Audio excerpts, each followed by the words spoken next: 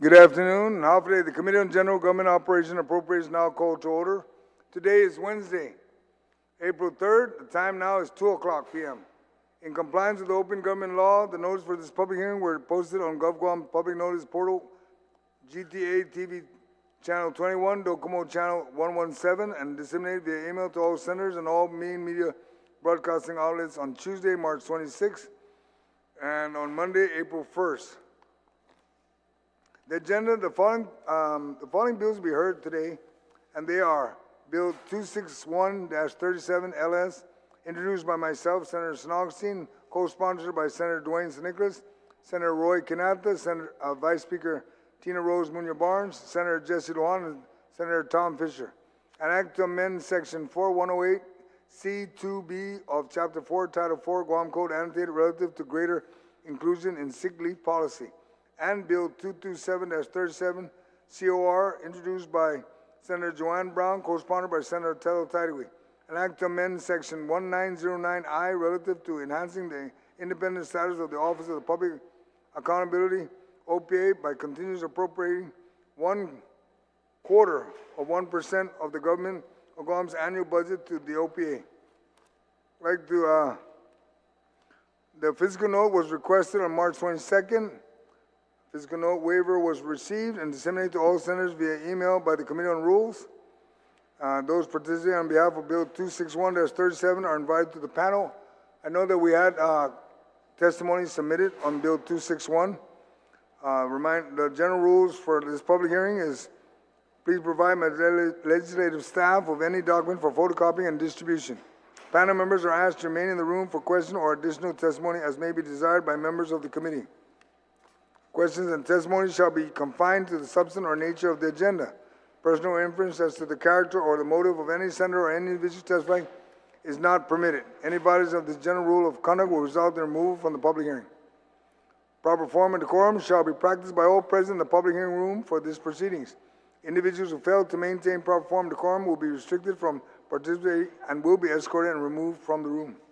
When you speak, please make sure that the microphone is on and that you speak into the microphone. Please state your name and title for the record. I'd like to acknowledge my colleagues that have joined us this afternoon. Senator Joanne Brown, who's the author of the second bill immediately after this bill, and Senator Roy Canata, who's a co-sponsor of Bill 261-37. With that, I'll give the opening statement on Bill 261-37.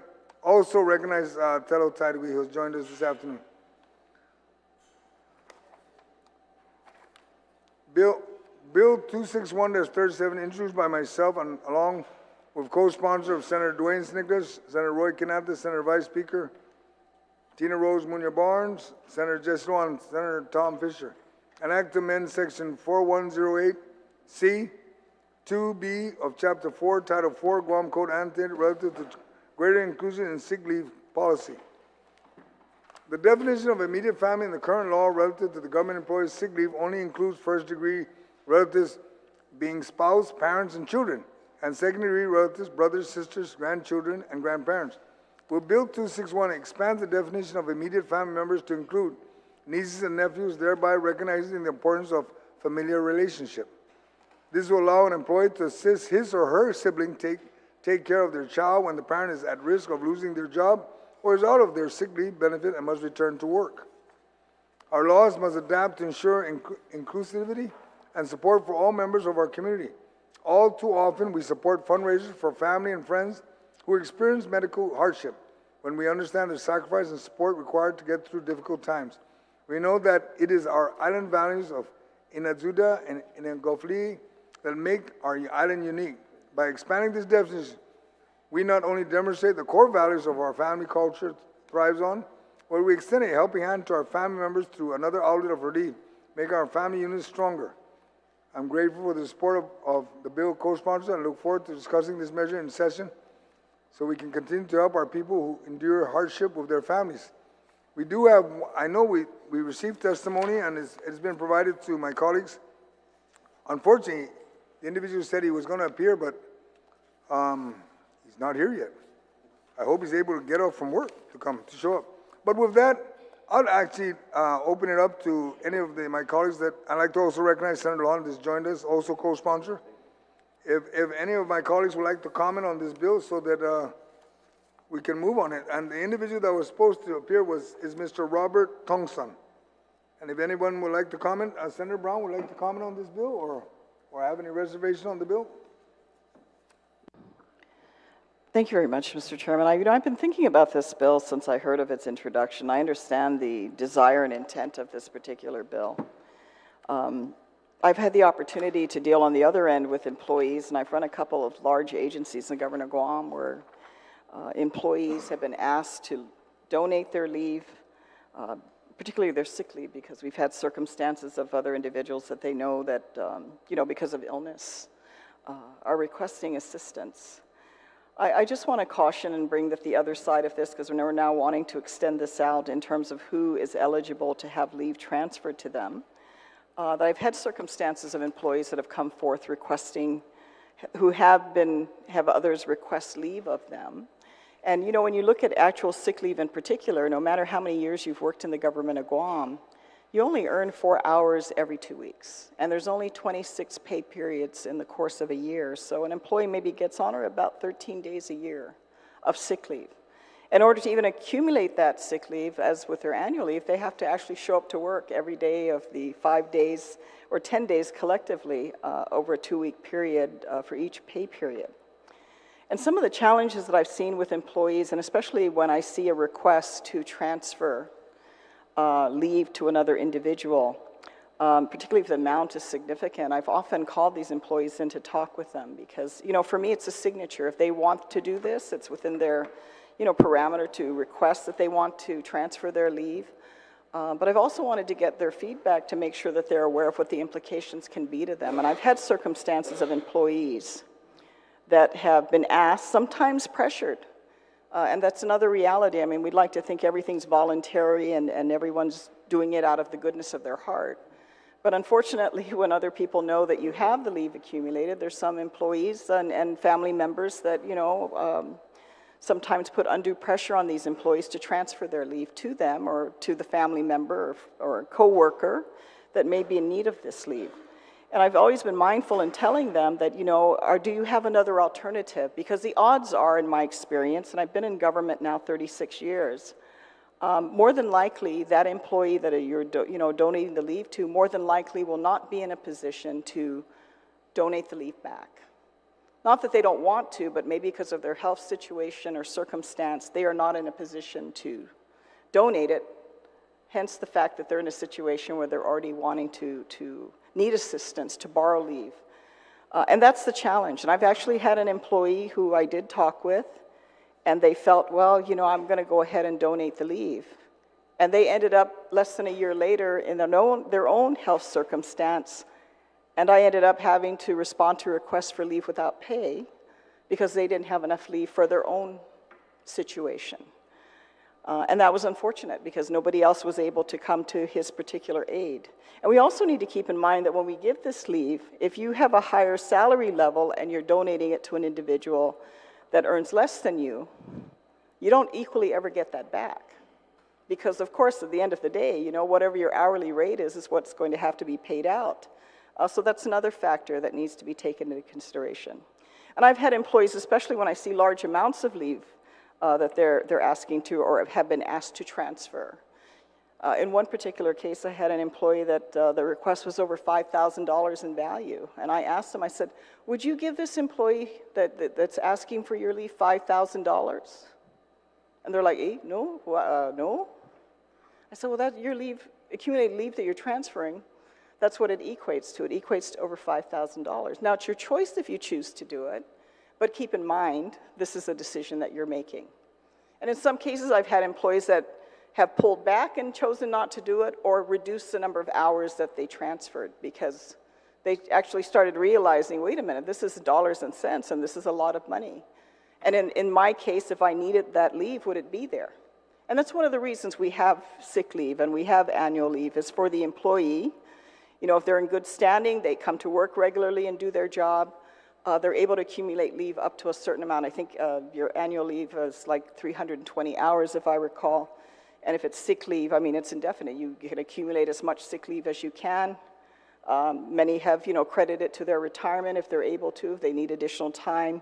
And then others, because, and Mr. Chair, we know, I don't know anybody who has never had a serious health issue or an immediate family, especially here with our high rates of illnesses that we have, that has not been in that situation of needing time and needing leave to be able to cover that in the government of Guam. So I just want to relay there's the other side of the coin that is not so favorable. Now, while we may be extending the net out a little further thinking we're helping, as that old adage goes, no good deed goes unpunished. It puts a lot more pressure again on those employees. Those employees have to work very hard because, like I said, you only earn 4 hours a payday, which means on average, you're only earning 1 day a month. You're only earning about 13 days a year. And that is a long, that's not a lot. If you have a serious illness that requires you, particularly if you have to go off island for medical treatment, that is not a lot of time. And not all circumstances do the individuals that provide and transfer the leave, they don't always get it returned. And what happens in their circumstance, they're out the leave, which ultimately means they may have to take leave without pay, and they have no other means to get compensated for that. So I just want to raise that reservation because, it's not based on my own personal experience, but it's based for myself, but it's based on my experience in working with employees, particularly in large agencies, because you see all kinds of shapes and sizes of issues. And this has been one that has come up that in some cases has really put the employee that has donated their leave at a tremendous disadvantage because they're not able to get that leave back. And when their time of need is there, sometimes they're left without. And that is the concern that I have, because I feel that when people work for something, I would hope that they would be able to benefit from it and not be penalized because they're doing the responsible thing of coming to work and, accumulating their leave for their time. Should they need it, their leave is available to them. So that's the only comment I have in the reservation, Mr. Chairman, with regards to the proposed legislation. Thank you, Senator Brown. Senator Tello, do you have any comments you want to make on this bill? Thank you, Mr. Chair, and good afternoon to my colleagues. It's unfortunate we don't have Department of Administration here to chime in on this legislation. I too, Mr. Chair, in similar legislation in the 35th Guam legislature that passed regarding lifting the cap of sick leave. We had one individual testifying that, they had 7 surgeries, 3 radiation treatments, and that by far exceeds most of the 210 cap that was given for sick leave. And what the bill did was lift that cap, especially when we're finding many more people, having to take leave because of illnesses that are not just a cold, not just a broken ankle or, slipped disc or bad knees, it's cancer. I myself had to go almost a year with fighting that and realize the importance of having that assistance and other people willing to step up and help that individual employee. I truly believe that, it's important to educate our employees to make them understand exactly what they're giving up. Now that's important, and that should be done by the director of that agency or even DOA to explain to the individual employee who's giving up their sick leave exactly what is going to happen, what they're going to lose out on. But I truly believe helping another person out when you can, having that ability to do so, is a great feeling to give back, especially in their time of need, including including the brothers and sisters of children.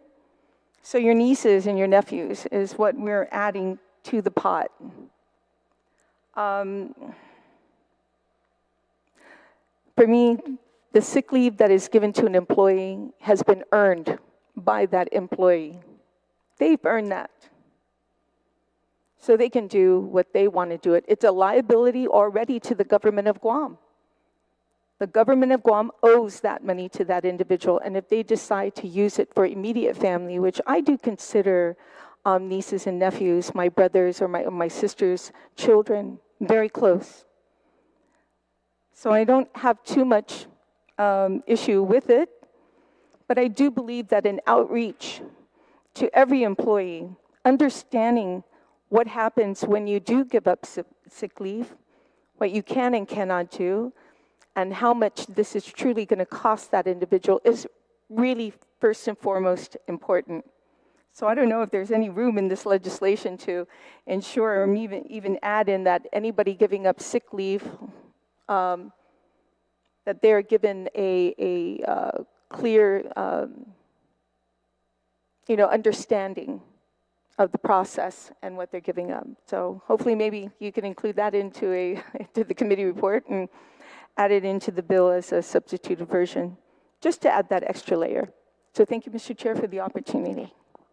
Thank you, Senator Tyree. Senator Lujan, do you have any comments you'd like on the bill? Thank you, Mr. Chair. Thank you, Mr. Chair.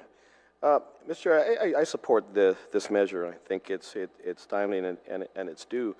You know, I can understand, of course, the sentiments in regards to abuse, and I hope and pray that it's not, and I hope people don't use it as an abuse to abuse the program and to take advantage of other folks. I don't think they will, but you know, it's like anything.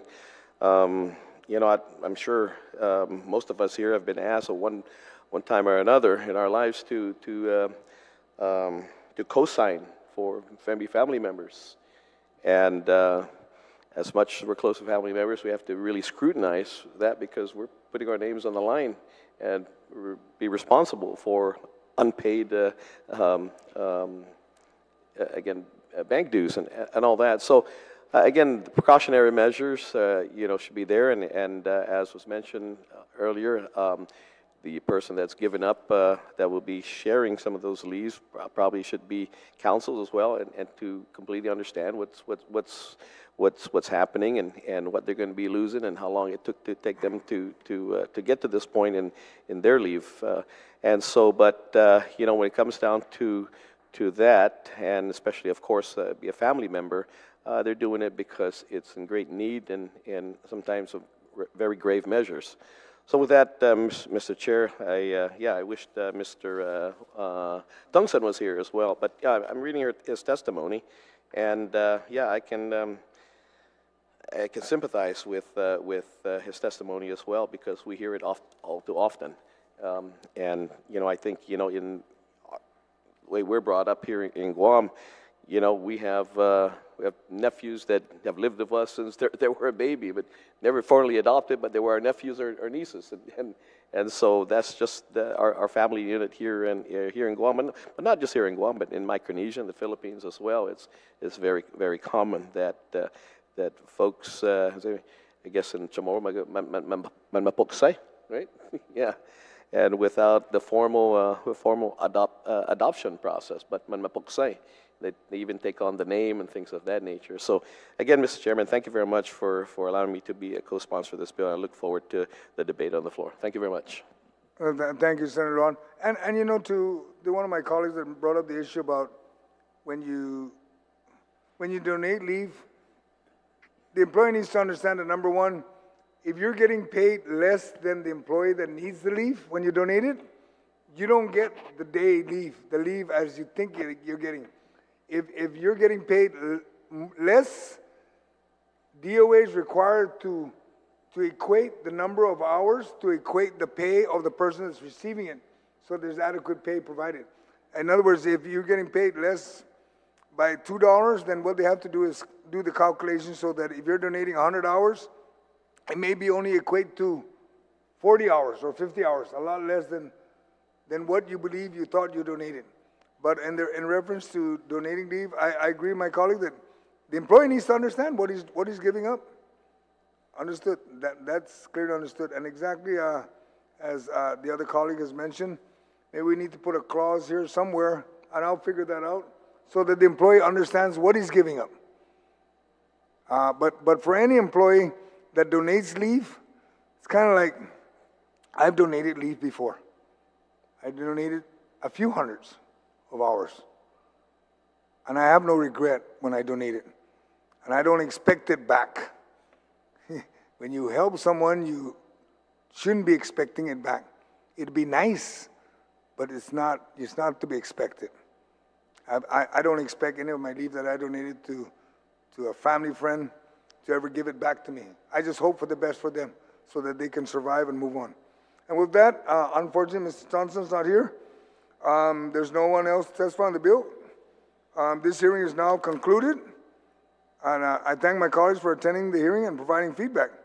Bill 261-37 LS public hearing is now adjourned.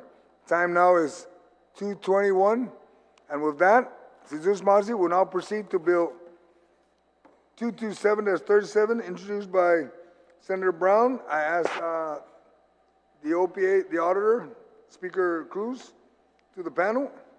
And with that, I just advise all my colleagues the rules of engagement, and we will just proceed with Senator Brown giving her opening statement on her bill.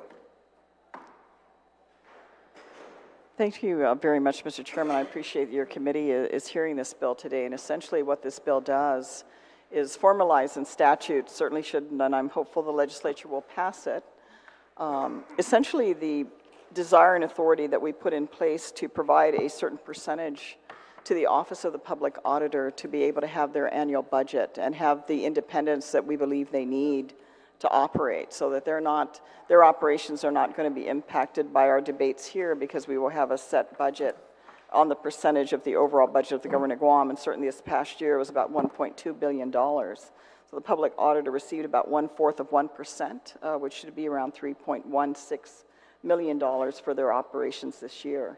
So essentially this bill, I originally introduced this bill last term. We were not able to get the bill passed, but of course you did have the key provisions of this legislation included in that budget for the budget year, the previous budget year, during our last term in the previous legislature, and certainly at the request of the public auditor, and understandably so, in wanting to ensure that these changes, including other provisions that we put in this bill to allow more support to his office and independence, this will allow this to be formalized in statute so that it's clearly there, so there's no misunderstanding short of the future legislature amending the language that this is the authority that we're granting, not just for one fiscal year, but indefinitely, unless there's any changes in the future. So with that, Mr. Chairman, that's my summary of the bill, and thank you again for having your committee hear this bill this afternoon. Thank you, Senator Brown. Speaker, Auditor, your testimony, sir. Thank you very much. Half-day Chairman, San Agustin, and esteemed committee members. The Office of Public Accountability submits this testimony in favor of Bill 227-37 COR, introduced by Senator Joanne Brown and co-sponsored by Senator Tello Tadigui. The intent of the bill is to enhance OPA's statutory mandate to be independent of the executive, legislative, and judicial branches by providing the OPA a full financial independence with the codification of the annual OPA budget appropriation at 0.25 of the general fund revenues. This will ensure a permanent safeguard against undue influence threats that impact our ability to carry out our responsibilities.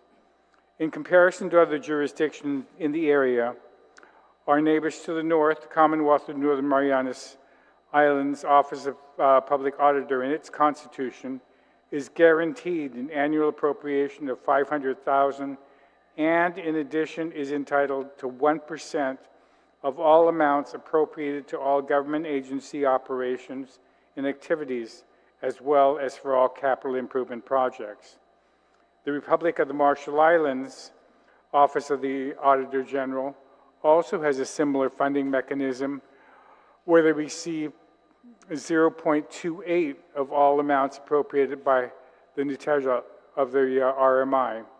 The RMI government is also entertaining the idea of increasing that amount to a full 1%. OPA's independence is critical to assure efficient, effective, and equitable management of resources throughout the government of Guam. We are guided by the General Accepted Government Accounting Standards and the International Standards for Supreme Audit Agencies, each upholding the principle that observing integrity, objectivity, and independence helps our auditors to serve the public interest and honor public trust. Our standards also dictate the external influence over the appointment, compensation, promotion, or restriction of our funds and resources impairs our independence. Although not codified as previously proposed, as previously proposed, since the passage of the initial provision in Budget Act fiscal year 2023, we have been able to improve our recruitment and retention efforts without financial impact on operations. With the support and approval of the 36th Guam Legislature, we have fully implemented the outdated compensation plan recommended by the Leading Edge group in 2014, raising salaries to be more competitive with our other organizations who in the past have recruited auditors from our office. We recognize that as the government of Guam's budget increases and demands for accountability increases. As noted in our 2023 annual report, we issued 11 performance audits, had oversight over 22 financial audits, and administered 6 procurement appeals. The performance audits we released in 2023 identified at least $41 million in financial impact. We began this year with 17 audit engagements and plan to engage in 6 more as we continue to oversee 27 financial audits and address procurement appeals. We anticipate added demand for our productivity as the years progress, and we intend to address these demands in as much as our resources will allow. Although we are working aggressively to achieve these goals, we cannot ignore the fact that our budget for the next fiscal year is subject to the will of this body. The passage of Bill 227-37 and the codification of the OPA's annual budget guarantees our ability to serve the public interest and honor public trust with objectivity, professionalism, and accountability, and without vulnerability to the political whims of any legislative body or administration. On behalf of the OPA, we thank you, Chairman Agustin, and committee members for having this hearing, and we thank Senators Brown and Tydegui for once again introducing a bill that will advance the independence of the OPA. Undakal Institutus Masi. Mr. Chairman, if I can, Guam is currently, we are currently attending a Pasai meeting at the Riga Hotel, and it's being attended by 11 Auditor Generals and also the Pasai Secretariat's here. And Pasai, in its strategic plan, has its first strategic plan is to assist the SAIs in advocating for their independence.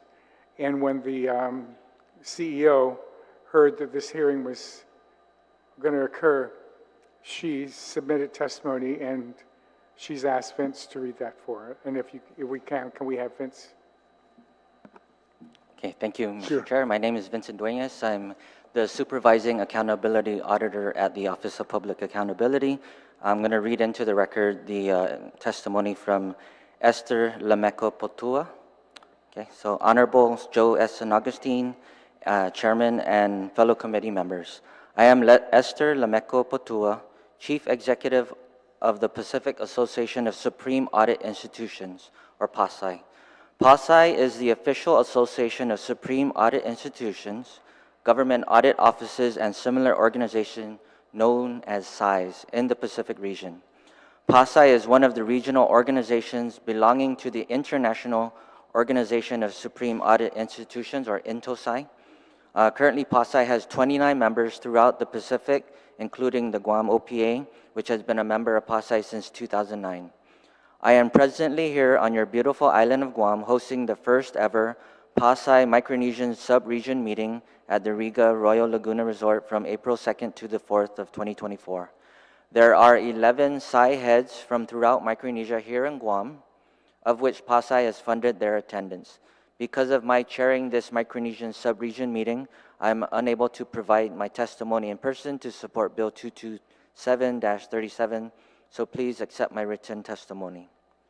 Strengthening SAI independence is PASI's main strategic priority for all of our members.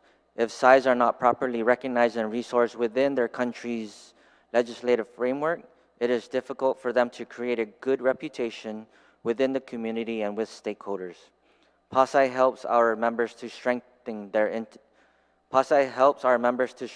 independence by advocating and lobbying parliaments, congresses, and governments to help them understand what SAIs need to be independent and to encourage strong legislative frameworks. In line with this, I wish to acknowledge and applaud Senators Joanne Brown and Tello Taidagui for introducing Bill 227-37. As I understand it, these senators introduced the original bill that gave Guam OPA the set-aside funding, which became effective in FY 2024. Bill 227-37 proposes to codify the annual appropriation of 0.25% of general fund revenues to Guam OPA. A strong, independent SAI is essential for a country's good governance and public financial management. Financial independence is crucial to the SAI's overall independence, and this bill would give Guam OPA that continued financial independence in order to achieve its mission to independently conduct audits and administer procurement appeals to safeguard public trust and promote good governance for the people of Guam. Accordingly, I am in full support of Bill 227-37 and urge passage. Yours sincerely, Esther Lameco Patua, the Chief Executive of PASAI. Thank you, sir. Thank you. Can we just make sure we get a Yes, copy? we will, yes. Okay. Senator Brown, do you have any comments you want? Same bill, but we put in the budget last time, so. Yes, now no, we're gonna- not too now much make it more, law. Mr. Chair. Again, I thank the public auditor and his team for being here, again, to reiterate their position. You know, the people of Guam invest an awful lot of money in paying for the operations of this government, not just the local funds that are generated in revenue here, but all the federal money that's given to our people for various operations and programs that we have in our government. I think it's very critical that we ensure that that money is being properly spent and spent as was intended. And unfortunately, that's not always the case. I mean, sometimes it might just be oversight, someone just not looking at all the details and making minor mistakes here and there. Sometimes there's intentional desire to misuse public money and public resources. More the reason we have to ensure that there is an independent entity within our government, and that is the Office of the Public Auditor, to be able to review and ensure that public money is being properly spent for its intended purpose. Because at the end of the day, if that doesn't happen, the ones who suffer are our people. The ones that suffer are the ones where these funds were intended to provide either direct service or service overall to the community, be it our well-being, our health, our safety, whatever the case may be in terms of how government is being spent. We need to ensure that that money is being spent properly. And more importantly, I hope as time goes on, the coordination with the public auditor and the Office of the Attorney General, that not only do we find where these inappropriate, sometimes misspending of money occur, but that if there is and there's intentional actions by individuals in this government or others to misuse public funds, that there's a consequence to that and that people are held responsible as it should be. Because I know the public auditor has done a lot of work, a lot of review, and unfortunately not much of anything sometimes has happened with that work. And we need to ensure, like I said, if there's misuse of public money, that there's ultimately accountability for that, I guess, to properly borrow the word of the Office of Public Accountability. So again, thank you, Mr. Chairman. We're very supportive of this legislation and hope that our current legislature will support the passage of this as we did with the previous budget bill, where the funds that were put aside for the Office of the Public Auditor were put in place. At least now this will formally codify this process moving forward. It'll be in our legal books. And as I mentioned, unless a future legislature changes it, this will be in place for the future budgets and the support that we would like to see the Office of the Public Auditor have. So with that, Mr. Chair, thank you again for the opportunity to comment. Thank you, Senator Brown. Public Auditor, Speaker Cruz, are there any other agencies or entities in the government of Guam that you believe should be protected from changes in politics and receive a specified percentage of the budget? I'm asking this on behalf of the Vice Speaker. She sent me this to ask you. Anybody else out there, other than accountants? Pardon? Other agencies? Actually, at one point, I think it probably made the news where I mentioned that I thought that the Attorney General's office and the judiciary should also have a certain percentage set aside for them. Because in my day when I was chairman of Ways and Means, the way the budget came down was the executive sent the budget, taking care of everything in the executive branch and leaving whatever wasn't already allotted for you to divide up between all the rest of us. And I thought that was a little strange because sometimes the judiciary might be complaining that it doesn't get enough. And I thought about this idea and I approached Senator Brown several years ago about the fact of having a guaranteed amount in the budget, because I remember when they were about 4 years ago, it was 6 years ago, 6 years ago when there was an acting attorney general who said that the way to take care of the Mueller investigation was to just starve it by not providing it with funds. And before that, I had never thought about the idea of starving an agency because you didn't like what they were doing. And so I was concerned about the fact that the Office of Public Accountability, in the event that we issued some audit that the executive or even some members of the legislature really objected to, would decide they're not going to give us a budget and just let the office die on the vine. I think the same thing might be true of the Office of the Attorney General and the judiciary. If they were to rule, I mean, if there's something that an AG does that you're not happy with or the executive isn't happy with, could they strike that in the budget or you not provide for them? Or could the judiciary not rule in favor of the executive in a declaratory judgment or some other thing, and there'd be some action where they're not provided for? I just thought that maybe for those three that there should be a certain percentage.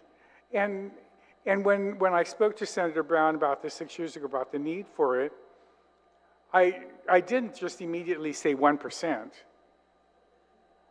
When I came in and I did the 0.25, it was almost about what we were receiving. In fact, now the amount that we're receiving and everything that we have in our budget is just about there. There isn't this huge cushion. And I wasn't sure, Senator, if you had misspoken earlier when you said the 0.25 was 3,160,000. I think it's 216. I wish it was 316, but it's only 216. And I'll double check. That's what our office calculated, but we'll look at it. well, then I want your calculation. No. But our budget right now that we submitted the other last week is just barely over 2, and there isn't much fluff. So I'm not trying to make money. It's just wanted to make sure that the operation continues regardless of what happens. So thank you. All right. Thank you, Auditor Cruz. I support when you said about the court, because I know you've been seeing it, is that for the past three budget years or 4 years, I've continued to increase the courts. Because exactly what you're saying, when we get the budget, they're in a group with us, and they're a separate branch of government. They need to be identified separately, and we'll work on that. On the AG side, I agree with you. For me, it doesn't matter. You're wrong, you're wrong, you're right, you're right. If you get prosecuted, don't be attacking them because you got prosecuted. You got caught. But at the same token, I think on the AG side, with the commotion going on, and I think there's a bill that was introduced to separate the AG and have a special prosecutor, I'm gonna watch what goes on. But on the budget side, on my side, and I know with Senator Tideway, we're just gonna go through this. I wanna give everybody what they should get and what they need. We're not gonna fluff anybody, and exactly as the bill identifies, you get 2.25, that's what I'm gonna be pursuing for you to get. Not 0.226, no, 2.5, and anything beyond that, we'll work it out among our colleagues where we can help you so you can do the audit. There's got to be accountability no matter what. If it costs a little bit more, then so be it. And if somebody gets caught, then they should have gotten caught through your audit. and through the referral to the agent's office and whoever. And I have no problem. I'm good with that. I sleep good at night. So when you do your audit, I love reading it because we get to identify where the shortfall is at and where we can introduce bills that will fix it so it doesn't repeat itself, hopefully. But with that, I just wanted to pass that question on from the Vice Speaker that asked me. And with that, Senator Canapta, do you have any questions for the, nothing? Senator Tideway, the co-sponsor. Thank you, Mr. Chair. Thank you so much to the Office of Accountability, a public auditor. I mean, everything under the sky, transparency office, you know, whistleblower out in the public and whatever, you know, that covers your area. That what we're trying to do is make sure that you have the ability to do all this and be able to call out those who lost the people's trust. You know, I really like that when you put it in the your testimony. But public auditor, you know, we just passed the bill that would bring a timeline, and it was passed unanimously by this body to assist you in that perspective to get those audits out in time. Now we need to make sure that you have the enforcement and you have the bodies in your office that are there and not being stolen from other agencies because they can pay more. That's one of the biggest problems, and that's the one that Senator Brown always talked about. You're losing people to other agencies who can pay more. We're finding that actually throughout Guam. We're finding that not just the public auditor, but companies are losing employees to jobs, you know, behind the fence, and it makes it very difficult. So we need to stay on that track, and that's exactly what this bill is going to do. Is going to give you the means to address shortfalls at the public auditor's office and continue the good work that you're doing. But what I really like mostly about this is the separation, the independence that it will give you. Everything from the allotments, you know, we addressed it. They cannot hold on. They have to give you your allotted amount, no putting in reserve or any amount of that. Because we rely on it. I know I've said it countless times that I read your audits that come out, you know, and that's where I find out what's happening with the agencies. Follow the money, you know exactly what's happening in that agency and what it needs, most especially. I mean, you can find flaws in anything, but finding a solution on what that agency needs, I'd like to thank you for going a little bit beyond your work and even bringing suggestions and meeting with these agencies.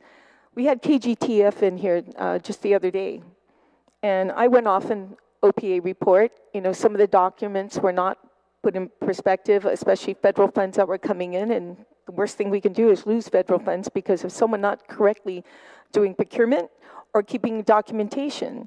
And that was something that happened a couple of years ago, and I asked the process on that with the board members, and they didn't seem to know what was going on. And then hearing the director saying that, you know, no, he misunderstood. I'm like, no, I don't think so. You've got competent people at the OPA's office. If they put something in writing that was not provided in documentation, you need to talk to them. But for them to say to us, oh, no, OPA is wrong, I seriously doubt that. I think we need to stop covering up mistakes, and I commend your office for actually helping these agencies when they misstep and really don't know how procurement works in some areas, but most especially providing the information needed. Well, on time, hopefully, things will get to you on time now, since we have that bill that was, and I thank my colleagues for passing that. Now we got to get this through. One of the things that I did not see in here was the amount. You know, I'm a stickler for funds and how much is this going to cost, how much we are going to give to OPA. And I didn't see what .02, the budget, right? So the whole perspective was to give a set amount, and then anything after that goes to a certain percentage. I mean, you haven't really, what is your assessment on that with regards to, is it really 0.25%? Do you want that as a standard, and then after that another 2.5% or 50.50%, making it a full 1%? What's your perspective? No, I'm not going to ask for full 1%. I mean, Okay, because 1% would be 10 million, and there's just no way okay. that I, So I- 2.5 I'd though, fill you up the- mentioned. I'd fill up the DNA building, you'd have to move out because I'd have a staff that large. But the 0.25% that you mentioned earlier is not coming close to, it's what you have right now. No, it is. It's almost, it's there. As I said, I wasn't asking for anything that was a huge amount more than what I was getting. I just wanted to make sure the office was guaranteed at least that amount, and having it set at 0.25 of the gross revenue of the general fund. That's quite a large number. It's a different number if you take it down to the appropriated, but if it stays at the gross revenue, it's a much higher number. For the listening audience, how much does OPA get annually from the government, from the budget? What is your budget annually?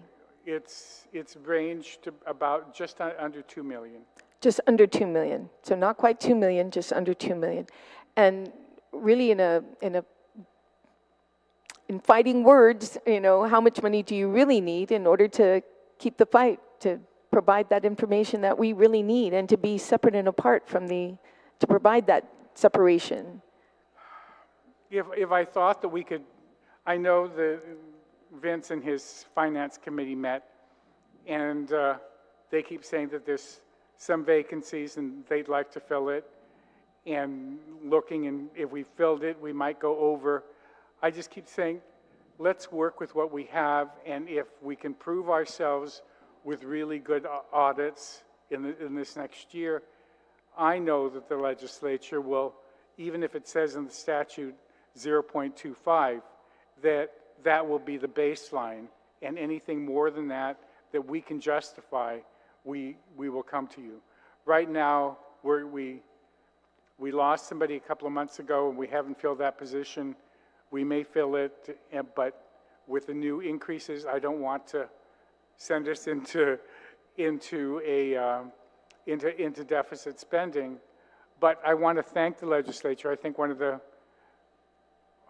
thing that the legislature finally listened to one of our recommendations in getting Customs and Quarantine to get an automated system to finally figure out how much is actually coming into this island. Mm-hmm. And with the implementation of that, I'm convinced that the gross revenue will go up a couple of tens of millions of dollars, which means a little more for me, mm-hmm. for our operation. So I know, but that kind of a thing, if we just keep pointing out where we think the executive should be looking for places where there's money that's not being collected, and you assisting them in getting them legislation to be able to do it, whether or not it's to accept and go into this worldwide system, or just provide them scanners and material, at least it's being done.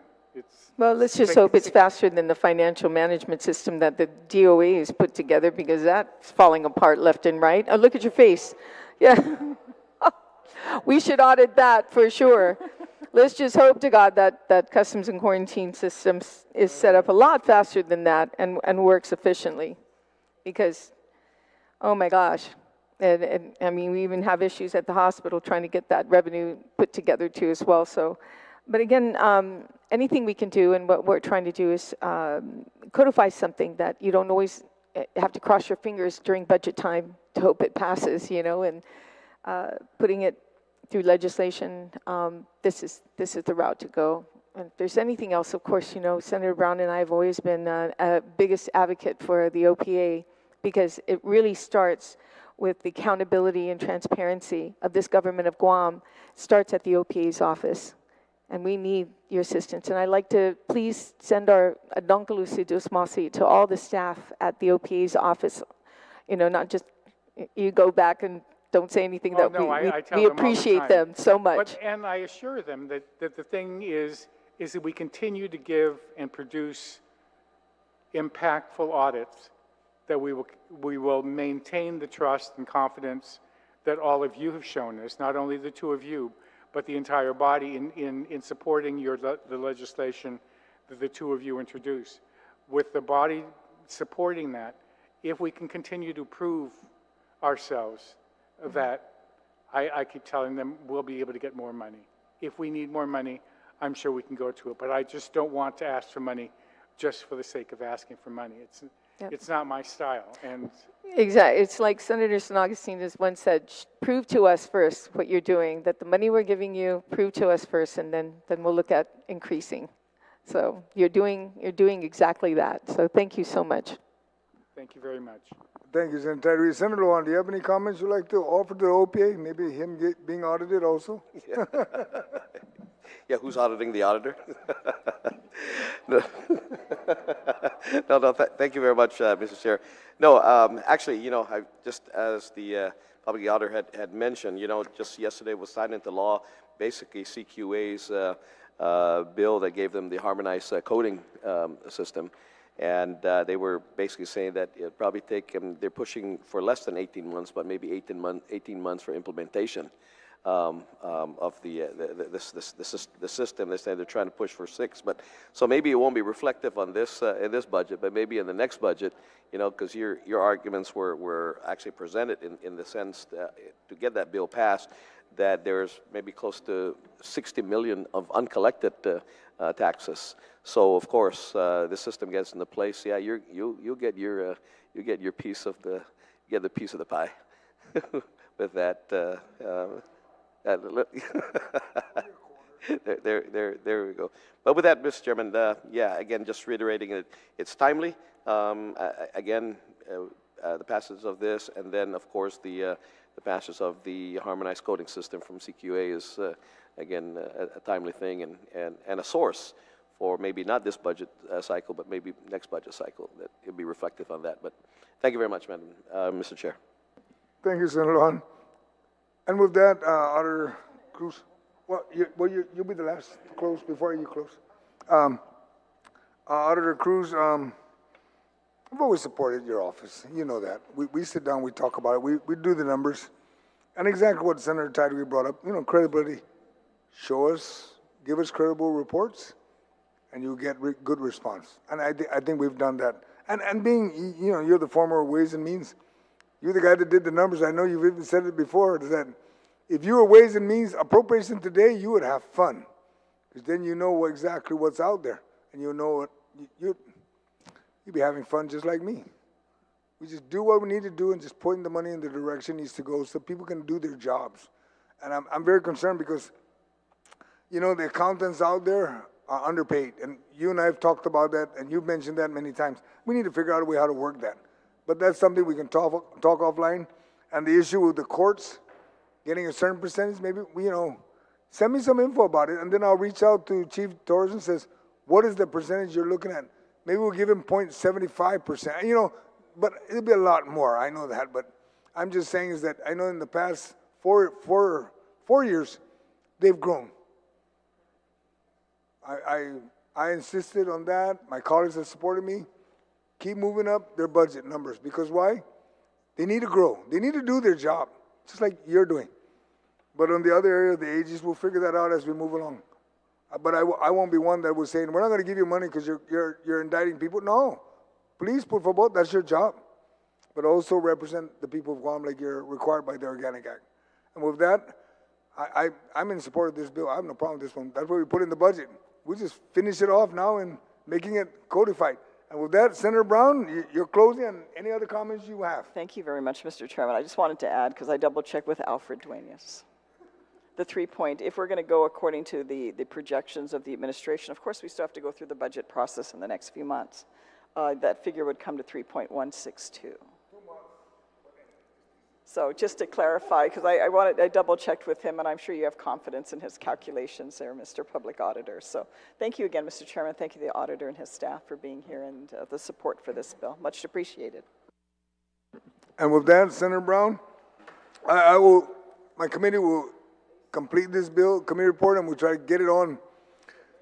I don't think we'll make it to this month's session, but we'll try to get it to the next one, that's for sure. That's a lot easier. And with that, there's no one else attending to provide any testimony. I want to thank everyone for attending this hearing and providing feedback and suggestion. Bill 227-37 COR public hearing is now adjourned. The time now is 2:56. Si Zeus Marcin, please be safe. Have a nice week. Thank you.